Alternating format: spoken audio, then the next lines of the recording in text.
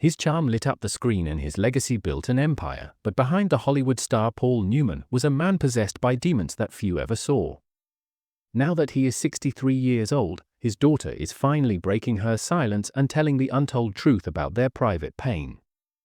The nights were tense, and secrets are buried beneath smiles. The heartbreaking events that formed their family forever, from his struggles with fatherhood to the words he said to his children. This emotional, raw story about the man behind the myth will completely change how you remember the fight for Paul Newman's legacy. But before we get into the secret that Paul Newman's daughter revealed, let's take a moment to think about the amazing legacy he left behind. Paul Newman was more than just a Hollywood legend. He was a philanthropist, a businessman, a race car driver, and most of all, a devoted family man. He was famous for his blue eyes and rugged good looks, but it was his kind heart and sense of justice that made his legacy last long after he died in 2008. From roles in classics like Cool Hand Luke, Butch Cassidy and the Sundance Kid, and The Color of Money to co-founding the beloved food empire Newman's Own, Newman put his whole heart into everything he did. But after his death, what started as a family-based business took a dramatic turn. Newman's Own, which he started with his daughter Nell in 1993, wasn't just about wholesome organic foods. All profits were given to charity. This was an idea that Paul really cared about. Nell, Paul's oldest daughter, co-founded Newman's Own Organics and was a key figure in the organic food movement. She led the way in bringing healthy foods into mainstream markets by launching organic pretzels and fig Newtons. Her charisma and passion, which were a lot like her father's, made her a brand symbol, but in 2015, something happened to the picture of her standing next to her father's. Abruptly removed from the label soon after, Nell seemed to disappear from the company altogether. For a family so connected to the brand's mission, this was a strange move. Below the surface, tensions were rising. Paul had given close advisor Robert Forrester and business manager Brian Murphy control of his estate, with the option of a third executive being chosen by his daughters. However, this decision did not bring the family together around their father's values. Instead, it caused them to fight. Susan Kendall Newman, another one of Paul's daughters, told Vanity Fair, "There isn't a single living Newman who respects or has faith in Robert Forrester." The main problem was who was in charge. The family thought Forrester mismanaged the $600 million estate and strayed the company from the values Paul stood for. They accused him of making expensive choices and betraying the spirit of Newman's Own, but they couldn't do anything about it because they were told no. The contest clause in Paul's will meant that they couldn't legally challenge its terms without losing their right to any inheritance. Even though Forrester was fired in 2019 after being accused of inappropriate behavior by female employees, the damage to the Newman family's trust had already been done. Melissa Newman Paul, Paul's youngest daughter, chose a quieter way to honor her parents by making a photo book called Head Over Heels. In it, she shared never-before-seen pictures of her parents doing simple things like fishing, cooking, and sweet gestures between two people who loved each other. Melissa remembered how her father would gently pinch her mother's waist as he walked by, or how the spark between them never went away during their 50-year marriage. These memories were very different from the corporate chaos that followed his death. The Newman children weren't just fighting for control, they were fighting for the soul of their father's legacy. But who was the man who built this enormous legacy? The secrets he tried to hide might surprise you. The cameras loved Paul Newman, but they never saw the parts of his life he kept hidden long after his public successes were over. It was his daughter who opened the door to the past and showed a side of her father that few people knew about. He was troubled by personal guilt, a broken family, and a haunting truth he only dared to speak as his life was ending: his drinking, the tragedy of his son's overdose, and a final deathbed confession. These pieces changed everything that was thought to be true about Paul Leonard Newman. He was born in Cleveland Heights, Ohio, on January 26, 1925. His family came from a mix of cultures. His father, Arthur Newman, was Jewish and descended from Hungarian and Polish immigrants, and his mother, Teresa, was Slovak. The family ran a successful sporting goods store in Shaker Heights, an upper-class suburb where Paul never lacked material comforts, but that didn't protect him from racism. The neighborhood was predominantly Christian and anti-Semitism was common. This shows that anti-Jewish sentiment around the world is at its highest level since a painful memory of being turned away from a high school fraternity because of his father's religion. It was an early lesson in exclusion that would leave a lasting impression on his sense of who he was. Despite these problems, Paul's childhood was also full of creativity. At age 7, he played Robin Hood in his first school play, giving him a taste of. He later joined the Cleveland Playhouse's Children's Theatre and performed in plays like St. George and the Dragon, where his love for stories grew quietly.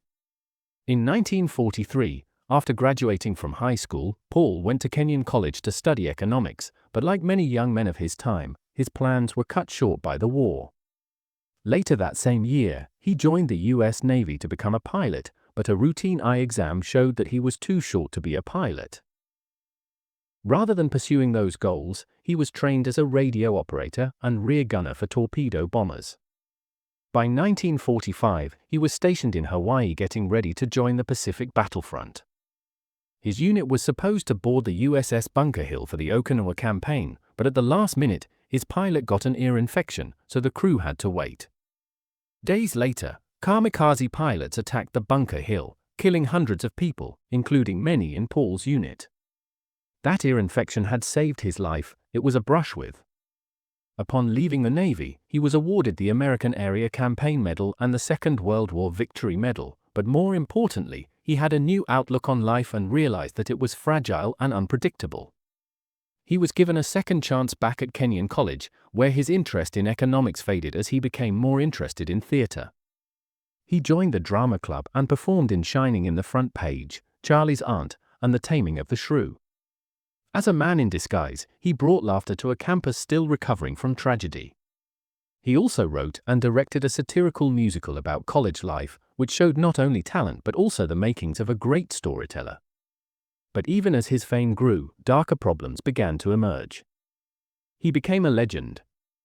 His near-death experience in the war may have changed his outlook, but it was the stage that gave him a reason to live with purpose. Even though schoolwork often gave him trouble, acting was where he felt most alive after graduating from Kenyon. In 1949, Paul Newman took an unexpected turn in his life when his father died. A year later, he took over the Newman Stern sporting goods store in Cleveland, which had been in business since 1915 and was one of the most famous in the city. But Paul didn't feel connected to it at all, and for 18 months he ran the shop, drifting further into a life he didn't want. He would later say that he wasn't stepping into the role of a businessman, he was running away from it in 1951 with his. Paul took a risk when he packed up and moved from Cleveland to the Yale School of Drama. At first, he planned to study directing because he didn't think he had the natural acting skills.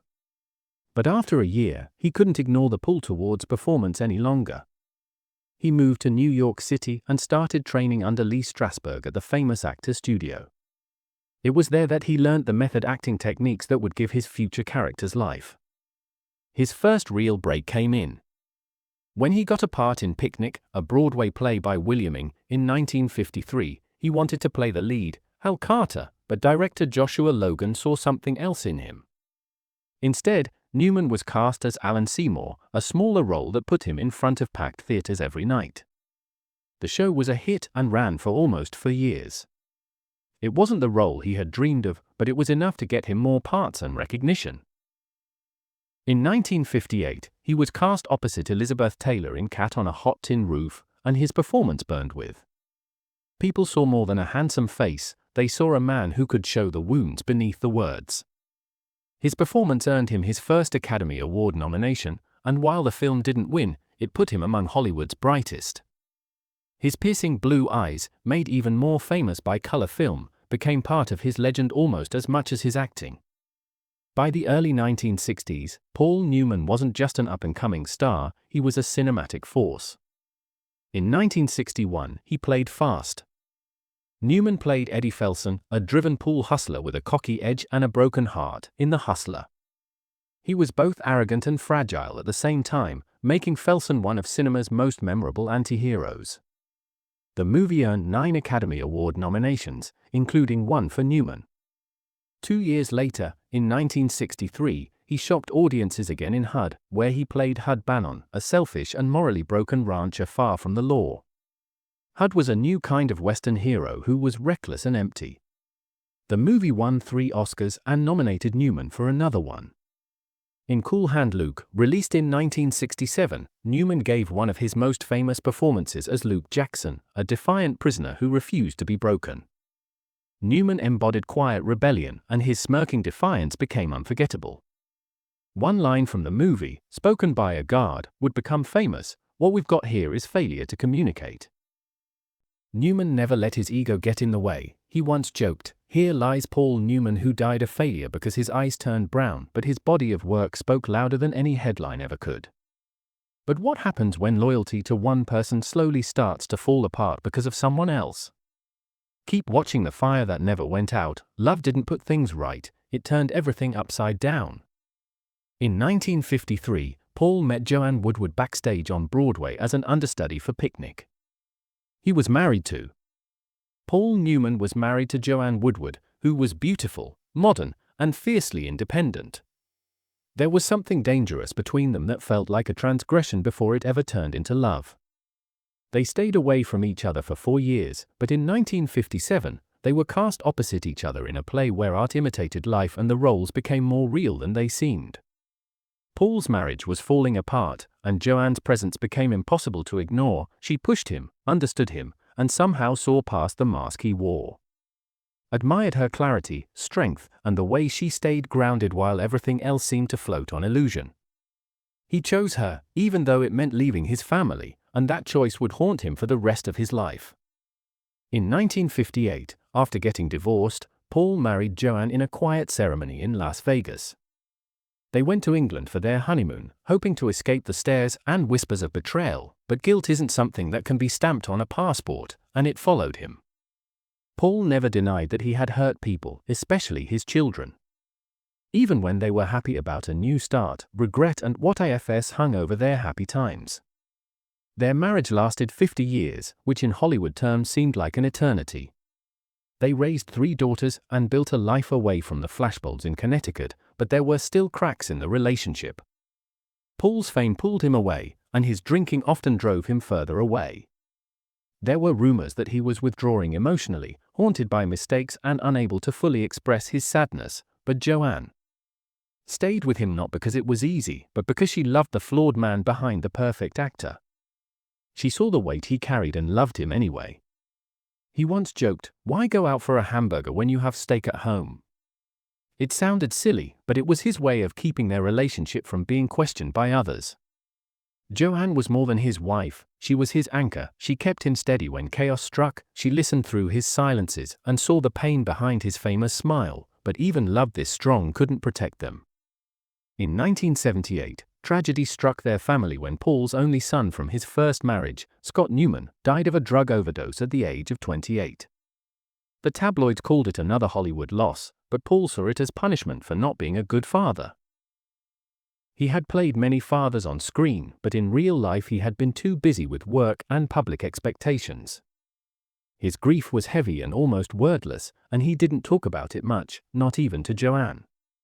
But within months, he started the Scott Newman Foundation, a center that teaches kids about drug abuse and a quiet apology to the son he couldn't save, but guilt doesn't go away with good deeds.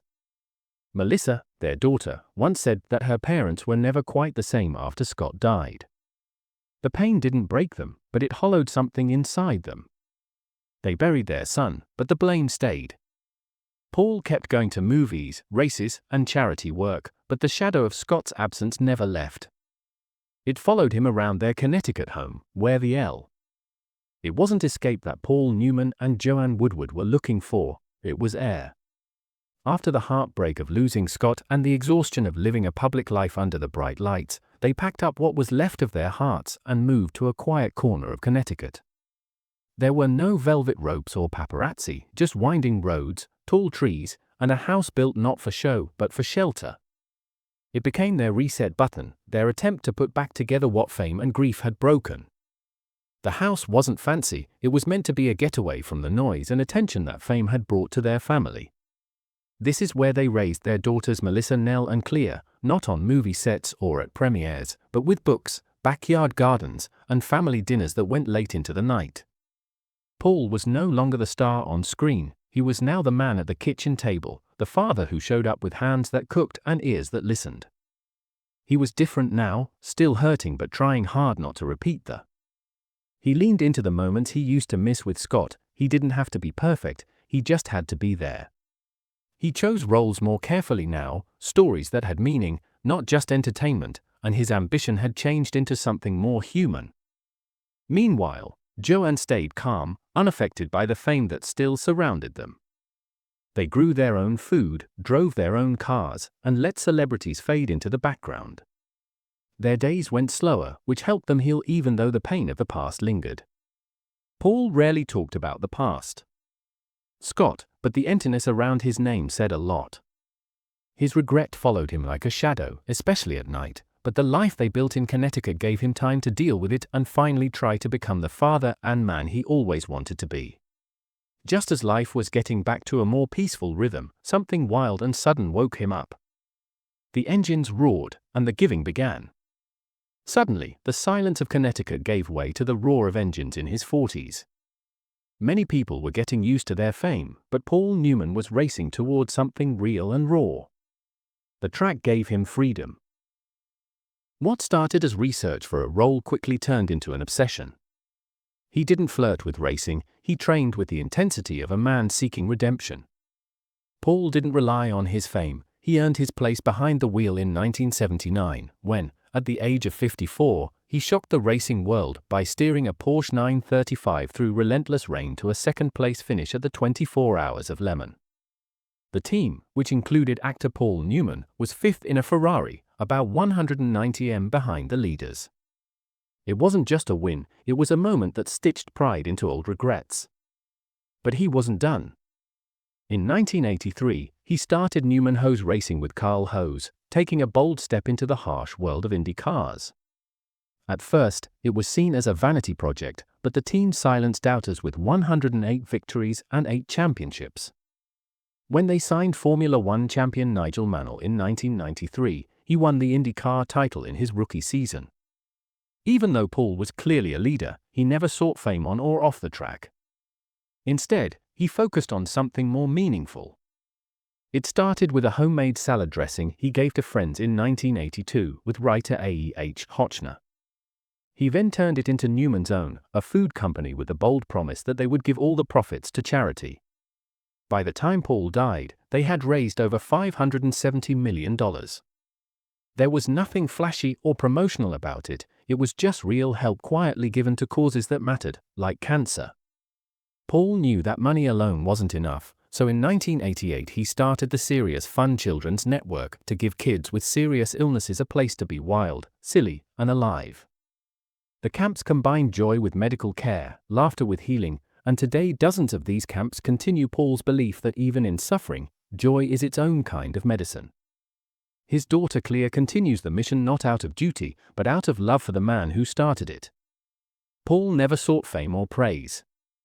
As Clea carries on the torch, is it just a legacy she inherited, or is there something deeper that wasn't said, but was always meant for her to find? One thing is for sure, the story didn't end with Paul. In his last days, Paul Newman wasn't surrounded by flashing lights or the buzz of admiration. He was at home in Westport, Connecticut, with his wife of 50 years, Joanne Woodward, holding his hand as he quietly died on September 26, 2008, at the age of 83. After a private battle with lung cancer, the man who had captivated audiences of all ages left the world not with grand speeches but with whispers of regret and reflection. He didn't want applause, he wanted forgiveness. Paul had spent his whole life building a legacy of charm, skill, and grace. He was Cool Hand Luke, Fast Eddie, the smiling icon with the twinkling blue eyes, but behind that familiar face was a man slowly falling apart. He talked about his son Scott, who died of a drug overdose. He started the Scott Newman Center to help other people avoid the same mistakes that happened to his son, but the guilt never went away. In his autobiography, The Extraordinary Life of an Ordinary Man, Paul finally wrote about his deepest insecurities, the mask of fame, and the pain of feeling like he never really belonged. He called himself a boy stuck in a man's body, anxious, unsure, and always out of place. His mother's love felt like control, and his father's silence like rejection. He said that his success often felt like a costume. The beauty and fame took his mind off of a deep inner emptiness that he never knew how to fill. Even in his last role as Doc Hudson in Pixar's Cars, 2006, there was poetic symmetry. If you're going hard enough left, you'll find yourself turning right. I didn't come all this way to watch you quit. What about Doc, a once great racer hiding from his past? This line reflected Newman's own history in motorsports and his growing.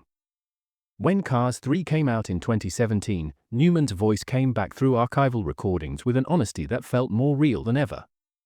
By 2007, he had quit acting, and his body was failing, but his spirit never gave up. He joked about the health rumors, brushing them off with wit, but behind the jokes was a man who was very aware of his own decline. His daughters Melissa and Clea now carry his truth, remembering a man who doubted himself, loved quietly, and found joy in helping others more than anything else. While he was enjoying his fame, Newman's most important work may not have been in movies, but in his own food company, which he started in 1982 and turned homemade salad dressing into a charitable legacy. What do you think haunted Paul Newman more, the tragic death of his son or the feeling that his fame was just a mask? Let us know by liking, sharing, and subscribing.